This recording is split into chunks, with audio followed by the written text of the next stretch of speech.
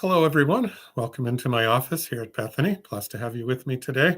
As you can see, I'm wearing my Cubs jersey today, the opening weekend. So there's a lot of anticipation in the air.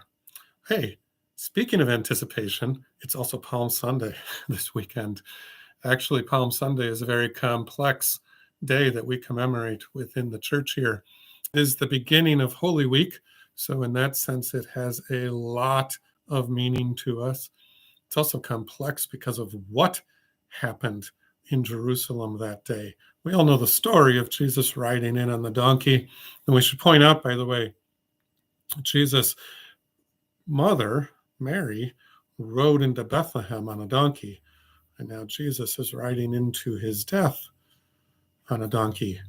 Something about that should be looked at some point, right?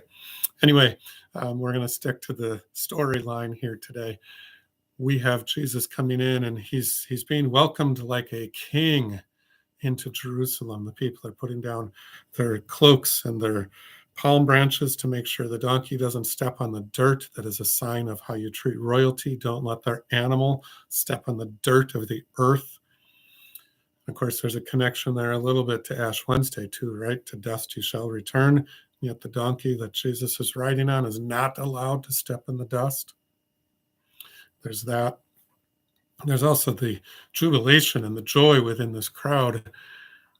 But it's really about what they're anticipating, because, they're anticipating an opportunity to overthrow the Roman government, to overthrow Roman rule, to restore power to the Jews for themselves, to give them their independence back.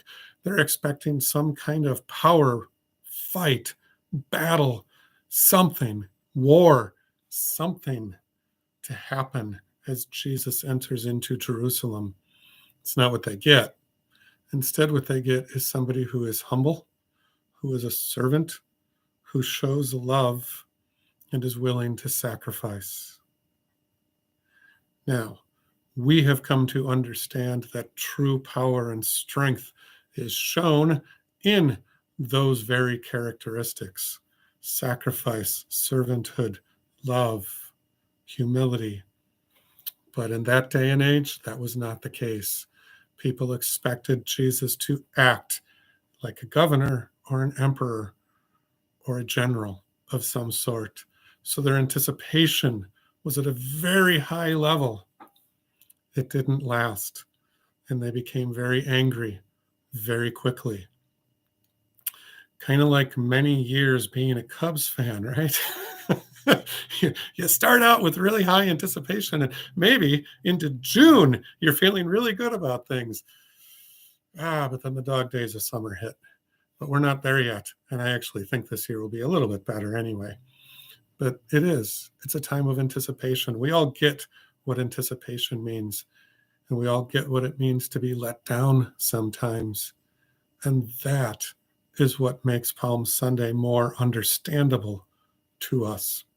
The other thing I'll point out is we anticipate with Palm Sunday that the following weekend is Easter, resurrection, new life.